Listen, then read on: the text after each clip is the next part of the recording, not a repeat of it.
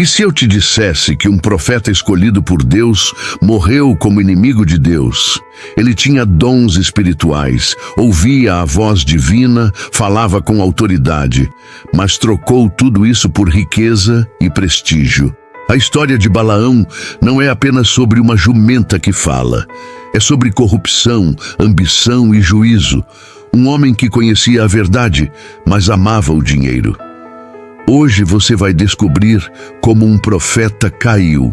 Até Jesus mencionou o nome dele séculos depois, como um exemplo de tudo o que um servo de Deus não deve ser.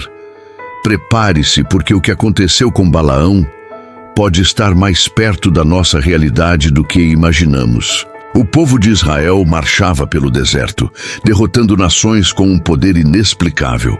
Os moabitas observaram com pavor o avanço implacável dos hebreus. Balaque, rei de Moabe, viu suas fronteiras ameaçadas. Os campos verdes, os pastos e os altares pagãos estavam sob risco.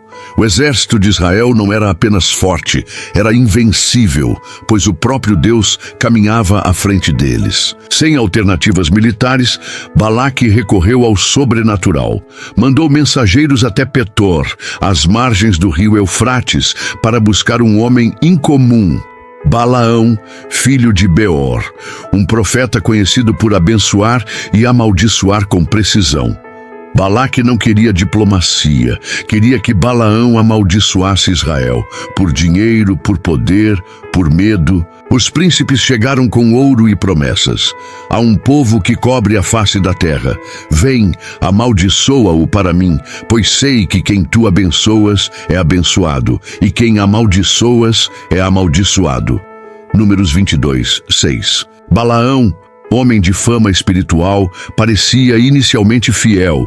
Consultou o Senhor, e Deus respondeu sem rodeios: não irás com eles, não amaldiçoarás este povo, porque é abençoado. Números 22, 12. A resposta era clara. Balaão devolve os mensageiros, mas guarda no coração uma hesitação silenciosa. A cobiça plantou sua semente. Dias depois, Balaque envia uma comitiva ainda mais ilustre, com príncipes de mais prestígio e maiores promessas de recompensa. Balaão sabe a resposta de Deus, mas finge inocência e diz: ficai aqui esta noite, para que eu saiba o que mais o Senhor me dirá. Era a primeira rachadura. Deus permite que ele vá, mas com uma advertência: só poderia dizer o que Deus mandasse. Balaão aceita, mas dentro de si, o desejo de enriquecer estava vencendo o temor do Senhor. No dia seguinte, Balaão selou sua jumenta. Os príncipes moabitas iam à frente, confiantes que aquele profeta agora estava ao lado deles. Balaão partiu com pressa, mas Deus viu o que os olhos humanos não viam: a intenção do coração. Ele não ia a serviço do Senhor, ia em busca de recompensa. Então, o Senhor enviou um anjo para resistir-lhe no caminho. Balaão não viu nada, estava cego pela cobiça. Mas a jumenta, animal simples e desprezado, enxergou o que o profeta não via. Ao primeiro sinal da presença divina, a jumenta se desvia do caminho e entra no campo. Balaão, irritado, a força de volta com o bordão. O anjo permanece à frente, invisível aos olhos do homem, mas visível à criatura. Segunda vez, o caminho se estreita entre dois muros de vinha, e a jumenta, ao ver o anjo, novamente se espreme contra o muro, prendendo o pé de Balaão. Ele grita e bate nela sem entender o que a faz se mover com tanto receio. Terceira vez, o caminho se fecha por completo. A jumenta não tem para onde ir. Ao ver o anjo com a espada desembainhada, se deita no chão. Balaão, dominado pela fúria, espanca o animal. Então, o Senhor abre a boca da jumenta: que te fiz eu, para que me espancasses estas 3 vezes. Números 22, 28. Sem hesitar, Balaão responde como se estivesse falando com um servo: porque zombastes de mim? Se eu tivesse uma espada, já teria te matado. A jumenta retruca: não sou tua jumenta em que sempre cavalgaste até hoje? Acaso tenho eu o costume de fazer isso contigo? Neste momento, Deus abre os olhos de Balaão. Ele vê o anjo do Senhor parado no caminho, espada em punho, pronto para matá-lo. A revelação é chocante. O profeta, suposto vidente, estava espiritualmente cego, e a jumenta, considerada irracional, enxergava com mais discernimento do que ele. Balaão se curva ao chão. Pequei, pois não sabia que estavas no caminho contra mim. O anjo diz: vai com os homens, mas falarás somente o que eu te disser. E Balaão chegou a Moabe com grande expectativa. O rei Balaque o recebeu com urgência. Por que demoraste em vir? Não posso eu honrar-te grandemente? Números 22, 37. O profeta respondeu com cautela: a palavra que Deus puser na minha boca, essa falarei.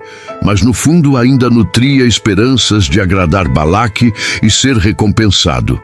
O rei o levou até Bamote Baal, um lugar alto com vista para o acampamento de Israel. Ali Balaão ordenou: edifica-me 7 altares e prepara-me 7 novilhos e 7 carneiros.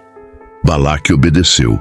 Balaão sacrificou, subiu sozinho ao monte e esperou que Deus lhe falasse.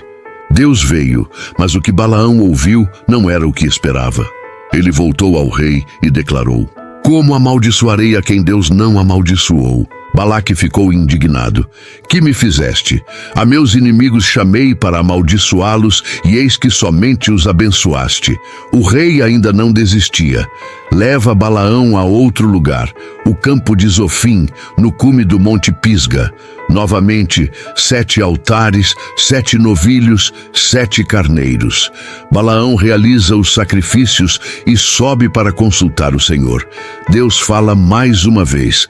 Balaão volta e profetiza: Deus não é homem para que minta, ordenou abençoar, e eu não o posso revogar. Última tentativa. Balaque conduz Balaão ao cume de Peor, com vista parcial do acampamento. Mais 7 altares, mais 7 sacrifícios. Agora, Balaão não vai consultar o Senhor. Balaão havia falado o que Deus ordenara. 3 vezes abençoou Israel e 3 vezes frustrou as intenções de Balaque. Mas dentro dele um conflito persistia. Não havia sido amaldiçoador, mas tampouco era inocente. Mas então ele armou um plano para enfraquecer Israel sem precisar amaldiçoar com palavras. Era o tipo de artifício que não exigia profecias, apenas sedução e idolatria. A ideia era simples. Se Israel fosse induzido a pecar contra o próprio Deus, então o próprio Deus se voltaria contra eles. Mulheres moabitas e midianitas, adornadas com colares, perfumes e olhos pintados, foram enviadas aos acampamentos israelitas. Elas não chegavam com armas, mas com convites para festas, vinho e culto aos deuses pagãos. Israel começou a ceder. Homens do povo saíam às escondidas, atraídos pelas mulheres, mas também participavam de rituais de Baal Peor, um dos deuses locais. Sacrifícios, festas orgiásticas, oferendas profanas, tudo diante dos olhos do Senhor. A ira de Deus se acendeu. Um juízo imediato foi ordenado. Tomai todos os cabeças do povo e enforcai-os ao Senhor diante do sol, para que a ardente ira do Senhor se aparte de Israel. Números 25, 4. Moisés mandou que os juízes do povo matassem os culpados. O acampamento mergulhou em luto e temor. Homens eram mortos à espada. A praga começou a se espalhar. O tempo passou. Israel se fortaleceu novamente. A praga havia cessado e Deus ordenou vingança contra os midianitas. A ordem foi clara: afligi os midianitas e feri-os, porque vos afligiram com os seus enganos. Números 25, 17, 18. A batalha foi sangrenta. Todos os homens de Midian foram mortos, reis, príncipes, soldados, entre os mortos Balaão, filho de Beor. Números 31, 8. Não houve milagre, nenhuma jumenta para salvá-lo, nenhum anjo para pará-lo. Ele morreu como qualquer outro inimigo do povo de Deus, um final seco, silencioso, definitivo. Mas a memória dele não morreu. Séculos depois, quando Jesus envia cartas às igrejas em Apocalipse, uma advertência surge. Tens aí os que seguem a doutrina de Balaão, que ensinava Balaque a lançar tropeços diante dos filhos de Israel. Apocalipse 2:14. Balaão foi profeta, falou com Deus, viu anjos, profetizou com precisão, mas morreu entre os inimigos do Senhor. Sua história é um alerta para todo crente maduro. Dons não substituem obediência. Revelação não anula caráter. Muitos hoje estão no mesmo caminho de Balaão. Servem a Deus com a boca, mas seus olhos brilham pela recompensa. Deus ainda usa quem Ele quer, mas o fim de Balaão mostra que ser usado não é o mesmo que ser aprovado. Se você gostou, deixe seu like, compartilhe com seus amigos e inscreva-se no canal. Fiquem com Deus.